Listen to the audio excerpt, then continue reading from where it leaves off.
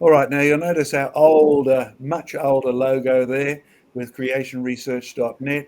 Again, don't forget to go to Q&A, go to fact file. If you want to see all the things that Diane has been talking about, then I'd encourage you to do that. And thank you for the suggestion about a name, Jurassic John. Appreciated because we run Jurassic Ark. But currently I'm known by John Mackay, the creation guy. And I might tell you a bit more about how we got that a little later. Okay, let's take you to sort of middle outback New South Wales. Now, it's outback for most visitors, but outback is a bit further out to the Aussies. You could say beyond the Black Stump, wherever that Black Stump happens to be from a bushfire. But we're going to roughly that location because this is where you go to try and get rich quick. This is where you go and you find beautiful opals, opalized seashells, lingulas, brachiopods, lamellibranchs. It's also where you find these big footprints. Footprints? Well, they're interesting because they look like horsey toes. Now, a friend of mine owns the originals of these, and we've got some casts. Fabulous stuff. But what does it turn out to be? After much prolonged study, they're big enough to be dinosaurs, but not the normal dinosaur footprint you find. So you too can get from Creation Research a lovely brochure all about this on how the experts have concluded the dinosaur that made these was up to its neck in water. It was swimming. It was swimming. Was it in a sea? Was it in a flood? Because it's actually embedded into the opaline, opal-bearing mixture mess that makes up Lightning Ridge. You see, there's what's underneath it. Fantastic stuff. Oh, what can you see? Well, there's all closed lamellibranchs there. There's closed things, shells of all sorts. Now, as Joe will tell you, as any fisherman will tell you, when you find pippy shells, which we call them out here, fishermen do, and they're closed, they were buried alive, particularly if you find them in a mass like that. You see, they don't live like that. That's a washed together mess. But look what else we have from this site. Can you see this? No. How many museums have you seen with a starfish crawling over the closed lamellibranch shells, doing its best to try and escape? I mean, look at those lovely little, the little creeper handy things that starfishes have got.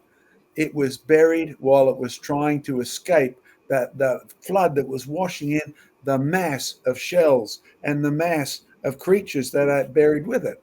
Oh, and the good news is it's now been buried and the silica has got involved in it. The alkaline environment has turned so much of it into opal. There's no doubt about it. It was flooding and the dinosaur could just reach the bottom. That's why its footprints disappear after a while. It probably either drowned and washed away or the footprints washed away in the flood. Take your pick. So let me take you to one other site here in Australia. Now, you'll find if you go to our website or you go to streaming, we have 3 videos which are available on dinosaurs down under. I'd encourage you, get them, subscribe to them, get our streaming services. You will learn an awful lot more than what we're doing here. Okay, what came from this site? Well, here we have a fossil. We have a fossil skull. It's a dinosaur skull. You see the eyeballs on the left-hand side there? And the interesting thing about this dinosaur is it was found with its skin still attached. You could actually turn it over and see what's inside. This is the famous dinosaur that got the name Minmi. In fact, some of its ribs have now eroded out because it was found at the surface. Erosion had been occurring, but the skin was on it, so it had obviously been buried quickly. In fact, you could see the scales still attached. And apart from where the cows walked over it and the dingoes walked over it, and even the people walked over it before they found it, this was a well-preserved dinosaur. By the way, it doesn't matter whether you're a person, a pig, or a dinosaur. If you are well preserved, you are not only buried quickly, you are buried deeply and in the absence of air or other bugs being able to get at you. You see, this is so well preserved. There we are, flip it over. What are you looking at? You're looking at the intestinal section of this dinosaur. And you see the spot marked in green? the little lumps further to the left-hand side, we know what this dinosaur ate. Minmi, our best preserved dinosaur, was eating vegetable products. He was a vegetarian. That's why we have him in our Jurassic Ark. Look at that. Scaly, funny skin. They're still there. That's how we know we can be 100% accurate. No evidence of feathers. We can be 100% accurate. We've got the actual fossil. Lovely head. We've got the actual fossil. The eyeballs. We know that many dinosaurs would have been short sighted because they've got round backs to their eyeballs. When you've got a whole fossil, it doesn't matter whether I call this Minmi or Mama. The fossil's what matters, what the names. The names is evidence about ourselves. Okay, so when you have a look at fossils, I always love to use this with the kids, particularly because it's an adult concept book turned into a kid's information source. How an animal can become a fossil. Notice they've used dinosaurs. I always get sentimental about this part. That's supposed to be a joke, by the way. Geologists don't have a really great sense of humor, but have a look at the pictures. The dinosaur on the top left is actually upside down in water. The dinosaur on the top right is buried with its legs still up.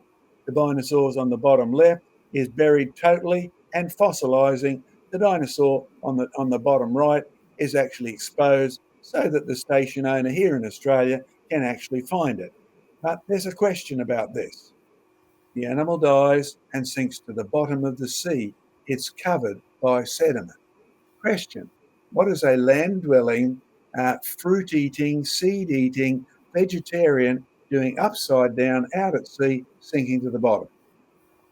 You see, when you come to our museums, we make you think because this book never asks you that question at all. A land dweller? How do you get a 20-ton land dwelling dinosaur upside down out to sea? Well, the water's got to be deep on the land for sure. In fact, this is conceded if you know anything about where to hunt for resources. Oh, here's the dinosaur under question. This is Metabarosaurus. Now, do you see the background? Red, barren, dry, arid. I've been out there. I know the bloke who found this dinosaur. I went and talked to him. No, not an expert, just someone who liked wandering through the bush.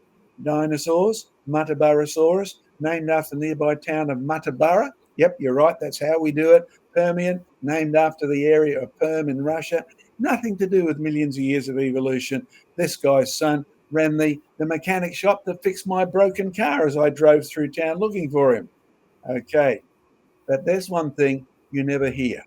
You don't see it in the museums. He was found buried with seashells. In fact, I've scoured the whole of central Queensland and I never lack for seashells. I never lack for fossil wood. I never lack for dinosaur bits, and they're all mixed together. The evidence of flooding right through Queensland, New South Wales. I mean, how do you get a dinosaur up to its neck in water so only its tippy toes reach the bottom, and the bottom consists of buried, washed in shells and starfishes?